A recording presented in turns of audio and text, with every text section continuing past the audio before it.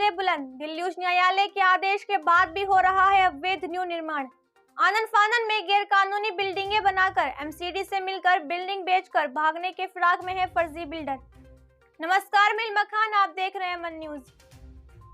आपको बता दें कि दिल्ली दरियागंज प्रॉपर्टी नंबर 3033 काजीवाड़ा में अमन न्यूज ने एक खबर चलाई थी। खबर चलाकर जनता व सरकार को इससे अवगत कराया था। इसके बाद भी बिल्डरों के कान में कोई जू नहीं चली। सूत्रों की माने तो ये बिल्डिंग बनाने वाले भूमाफियाओं के कारोबार देश में ही नहीं विदेश में भी हैं।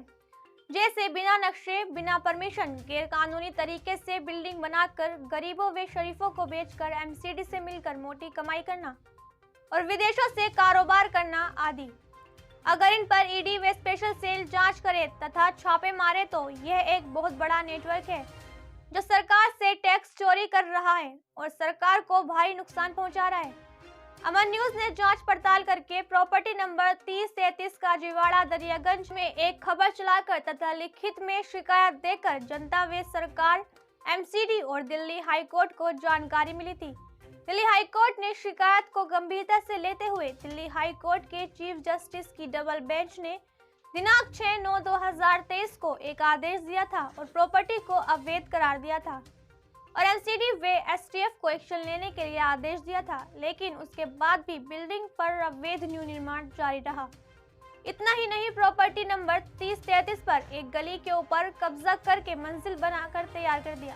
इतना ही नहीं, प्रॉपर्टी नंबर 3033 पर एक गली के ऊपर कब्जा करके 6 मंजिल बनाकर तैयार कर दी है। अमन न्यूज ने फिर एक खबर चलाई और लिखित में शिकायत दी। उसके बाद भी काम नहीं रुका।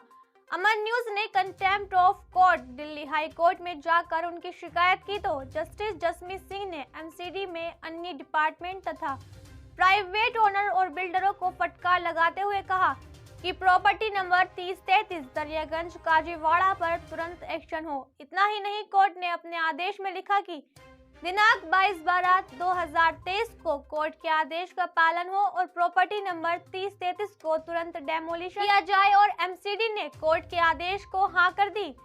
उधर प्रॉपर्टी ओनर की रिक्वेस्ट को खारिज कर दी और कोर्ट ने कहा कि आपको पता नहीं कि डबल बेंच का ऑर्डर है, डबल बेंच पर जाएं और फटकार लगाई। और अमन न्यूज को आदेश में लिखा कि अगर एमसीडी 22/12/2023 को एक्शन नहीं लेती है तो अमन न्यूज को दोबारा कंटेम्प्ट रिवाइव कराने का हक है। अब अमन न्यूज रिवाइव की तैयारी कर रहा है और दिल्ली उच्च न्यायालय को हो रहे अवैध न्यू निर्माण की जानकारी लिखित में जल्द ही देगा और प्रॉपर्टी ओनर, बिल्डर और इससे मिले हुए सरकारी अधिकारियों में एमसीडी कर्मचारियों के ऊपर दिल्ली उच्च न्यायालय से कार्यवाही करवाएगा।